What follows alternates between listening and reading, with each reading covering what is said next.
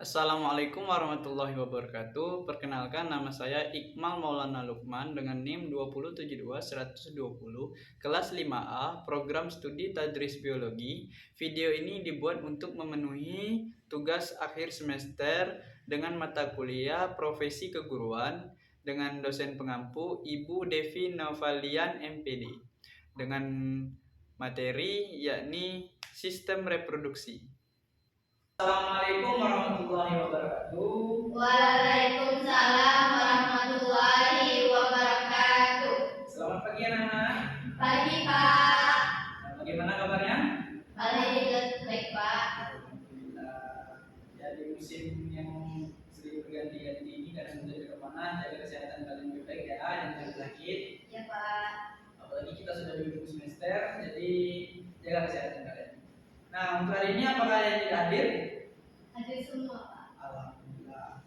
Nah, untuk hari ini kita akan mempelajari sistem reproduksi pada manusia. Nah, tujuan dari pembelajaran kita pada hari ini yaitu kalian diharapkan mampu mengidentifikasi dan menjabarkan struktur, fungsi jaringan dan sistem reproduksi pada laki-laki dan perempuan dengan baik. Dan kalian mampu mengidentifikasi dan mendeskripsikan penyakit pada sistem reproduksi pada manusia. Baiklah, kita masuk ke materi. Nah, setiap makhluk hidup selalu bereproduksi. Mengapa? Apakah kalian tahu? Tidak Pak. Nah, ini kita lihat alasannya. Nah, di sini kita bisa melihat alasannya. Makhluk hidup bereproduksi bertujuan mempertahankan keberadaan jenisnya. Demikian juga manusia. Proses reproduksi diatur oleh sistem reproduksi. Manusia memiliki dua jenis, yaitu laki-laki dan perempuan. Keduanya memiliki sistem reproduksi yang berlainan dan saling membutuhkan. Nah, kemudian di sini kita akan membahas alat reproduksi pada laki-laki. Nah, alat reproduksi pada laki-laki terdiri dari sepasang testis, saluran kelamin, kelenjar tambahan, dan penis. Bisa dilihat anak-anak gambar satu ini. Iya Pak. Itu gambaran sketsa dari alat kelamin laki-laki. Nah, apa itu? Testis itu adalah kelenjar kelamin penghasil sperma dan hormon testosteron. Kemudian dari saluran kelamin itu ada fasa emerentia, yaitu berfungsi menampung sperma. Kemudian epididymis mengabsorpsi sperma hingga kental dan menyimpan sperma sementara, yaitu selama 3 minggu. Kemudian vas deferens, saluran penghubung epididymis dengan uretra dan pada penis. Di bagian ujungnya terdapat saluran ejakulasi. Uretra merupakan saluran untuk mengeluarkan sperma dan urin. Nah, kemudian kelenjar tambahan yaitu vesika seminalis merupakan kantong semen atau mani yang intinya menghasilkan cairan ende yang mengandung fruktosa, asam askorbat dan asam amino sebagai makanan pelindung sperma sebelum membuai ovum. Kemudian semen atau mani adalah cairan yang terdiri dari sperma dan cairan yang dihasilkan oleh beberapa kelenjar. Nah, kemudian kelenjar prostat. Kelenjar prostat menghasilkan cairan basah berwarna putih. Cairan ini berfungsi untuk menetralkan sifat asam pada saluran fasa efferenta dan cairan pada vagina sehingga sperma dapat bergerak menanam. Kemudian kelenjar tambahan lagi yaitu kelenjar Golgi atau bulboretralis penghasil cairan kelinci. Nah, kemudian bagian kedua yaitu penis merupakan alat kelamin luar yang berfungsi untuk memasukkan sperma ke dalam tubuh wanita. Nah, sistem reproduksi laki-laki berhubungan erat dengan sistem ekresi urinera. Testis menghasilkan jutaan sperma setiap hari melalui dari masa pubertas sampai meninggal dunia. Jika tidak dikeluarkan, sel-sel sperma akan mati dan diserap kembali oleh tubuh. Kemudian kita masuki sistem reproduksi pada perempuan. Nah, alat reproduksi pada wanita itu berupa sepasang ovarium, ovidum atau tubakolopi, uterus, vagina, organ kelamin bagian luar. Nah, ovarium atau indung telur merupakan kelenjar kelamin yang memproduksi ovum atau sel telur dan menekresi hormon estrogen dan progesteron.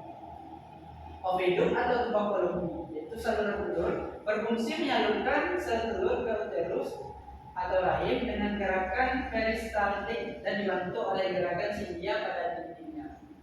Nah ini adalah ibu telur. Kemudian ini salurannya tadi.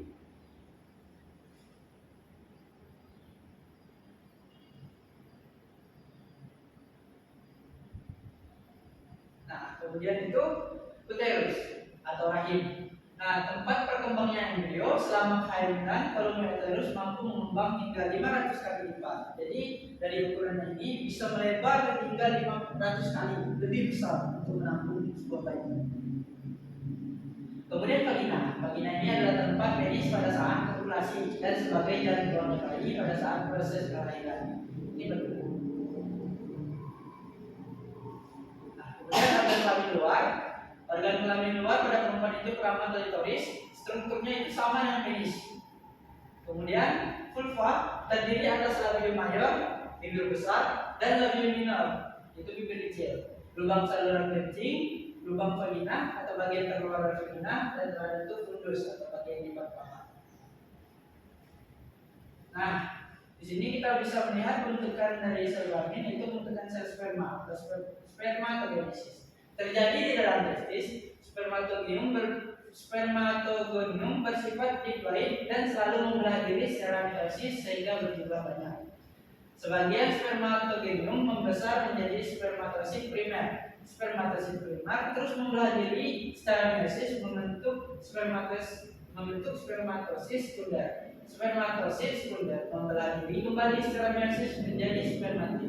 Spermatid berdiferensiasi menjadi sperma. Tiap-tiap sperma memiliki jumlah kromosom setengah dari jumlah kromosom spermatogonium. Kemudian memasuki bentukan ovum atau oogenesis terjadi di dalam ovarium. Oogonium bersifat diploid.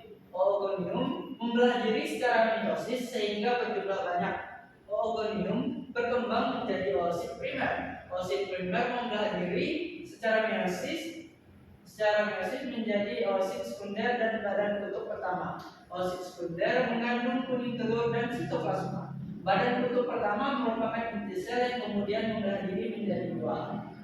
Kemudian oosit sekunder membelah diri secara meiosis menjadi ootit dan badan kutub kedua. Ootit berkembang menjadi ovum dan yang diploid. Setiap oosit primer menghasilkan satu ovum. Nah, kemudian kita masuk ke ovulasi. Ovulasi adalah proses keluarnya ovum dari ovarium. Ovum akan bergerak ke rahim bersamaan dengan proses ini. Dinding rahim menjadi tebal seperti spons penuh dengan pembuluh darah yang siap menerima zigot.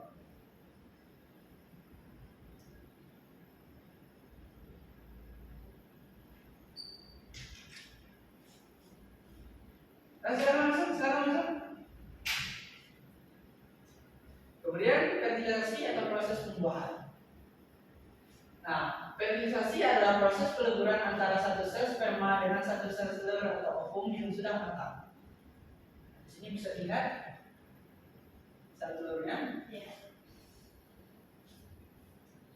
Kemudian sel telur itu bergerak melalui saluran telur ke rahim hingga masuki rahim. Nah, sel telur yang dibuahi berubah menjadi zigot dan menempel pada dinding rahim ini tadi. Sel telur ini tadi berubah menjadi zigot dan menempel pada dinding rahim. Nah, kemudian kita masuki menstruasi.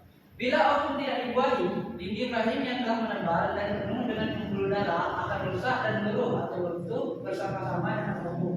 Jaringan tersebut dikeluarkan melalui vagina dalam proses menstruasi atau yang dikenal dengan haid. Nah, kemudian kita masuki subjek terakhir, itu adalah penyakit pada sistem reproduksi. Penyakit pertama itu adalah gonorrhea atau leishmania. Penyebab dari penyakit ini adalah bakteri Neisseria gonorrhoeae ditularkan melalui hubungan seksual. Akibatnya adalah radang pada organ reproduksi yang menyebabkan kemandulan, kebutaan, dan rusak selaput pada otak. Kemudian tanda dan gejalanya itu terdapat nanah pada ujung saluran kencing dan terasa panas atau terbakar saat kita buang air kecil.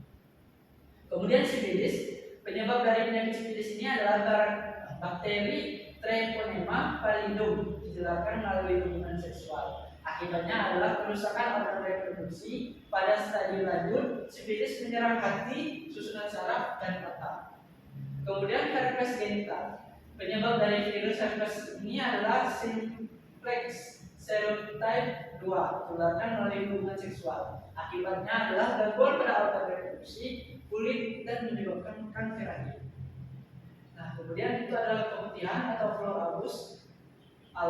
Penyebab ini adalah parasit seperti jamur, Candida albicans, protozoa, Trichomonas, dan vaginal.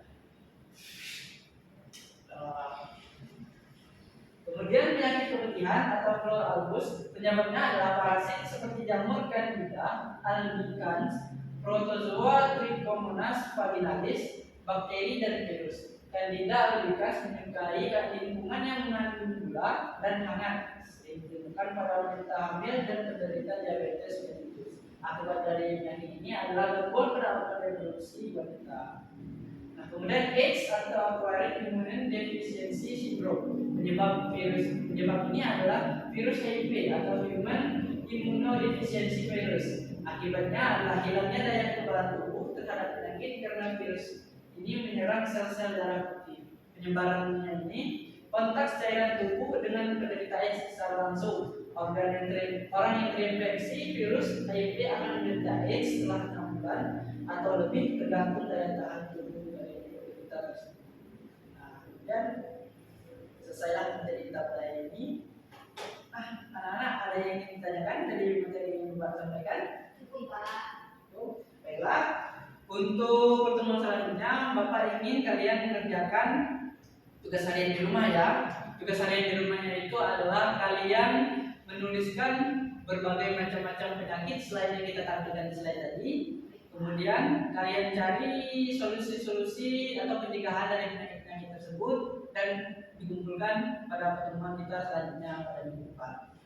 Nah, mungkin sekian yang dari Bapak. Bila Bapak ada salah kata dalam penyampaian tadi, Bapak mohon maaf. Wabillahi taufiq wal hidayah. Wassalamualaikum warahmatullahi wabarakatuh. Waalaikumsalam.